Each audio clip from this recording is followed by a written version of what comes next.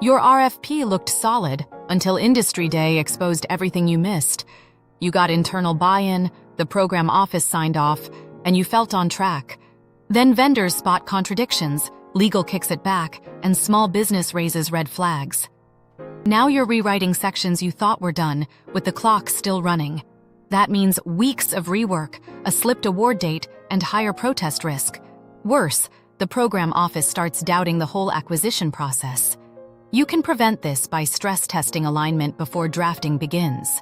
Red flag number 1.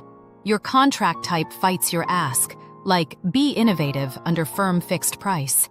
Red flag number 2. Your performance-based SOW hides TBDs or step-by-step instructions elsewhere. Red flag number 3. Your evaluation factors are vague, or they don't actually drive award decisions. Red flag number 4.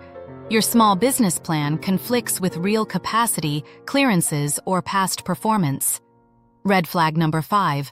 Your contract assumes stable money, but funding is annual or uncertain. Red flag number 6. Your timeline ignores real clearance cycles, RFI feedback, or protest delays. Red flag number 7.